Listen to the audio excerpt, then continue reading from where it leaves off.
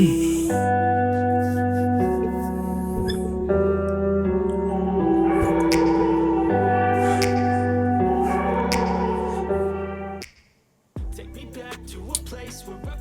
name is Derek, and today I'm going to be showing you how to fix a no signal on an Xbox Series S. Now, my first impressions of no signal typically means that something is wrong with the HDMI, and most of the time it's very apparent as the damage is obvious. This one, however, upon initial inspection, the HDMI looks perfect, and on the inside I found that the HDMI pins were perfect as well. So it wasn't the HDMI. The next most common thing is replacing the retimer IC, otherwise known as the DisplayPort redriver IC, and I actually found that the Series X is compatible with the Series S. So went ahead and replaced that because that's typically the issue. Put it back together and still no image. Still says no signal when I plug it up. Now there's one other solution that could potentially fix this issue. Let's go through it together and see if it works. First, let me quickly show you the process of replacing the display IC. It's fairly simple.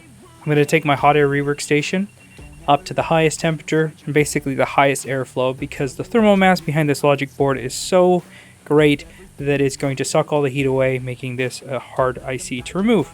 After about 20 seconds, maybe 30 seconds of heating it up, I'm able to get some movement out of it so I can lift it up and off the board. I'm going to add a little bit of lower melting solder to make the installation a little bit easier. We'll get our new IC and we will install it. Having a little bit of squeeze out is completely acceptable with this repair. It's nearly impossible to have a short, especially if you're using flux under this IC. In fact, you want to compress it against the board, and I like to see a little bit of squeeze out of the solder that I can then go around the border and remove the excess solder, making sure each one of those pins is making solid contact up the side of the IC. Now, given that this didn't work, the next best thing is to turn to this other IC that has control of the display. It also will take quite a bit of heat to get off. But once off, I'm able to run a set of jumpers.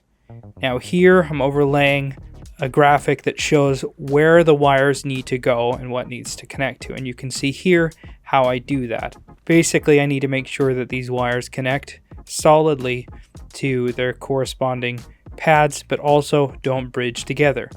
We don't want anything to actually carry current from one jumper to the other.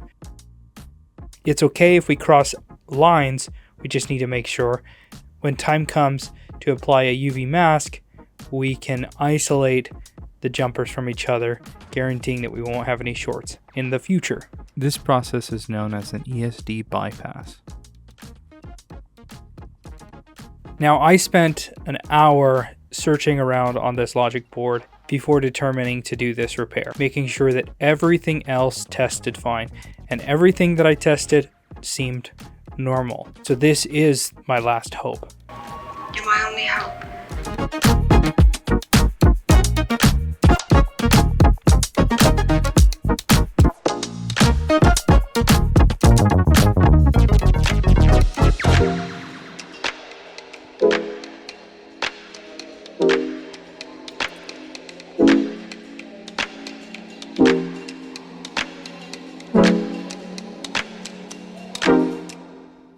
We'll add some UV mask to cover up all of the joints that we've now made, and we'll cure it with a UV light.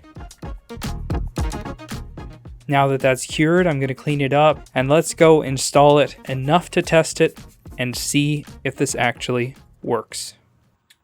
All right, here's the moment of truth. We've got it kind of back together, hooked up, and no signal, something, fan spin. Yes! Here we go! That's what I'm talking about. And there we go.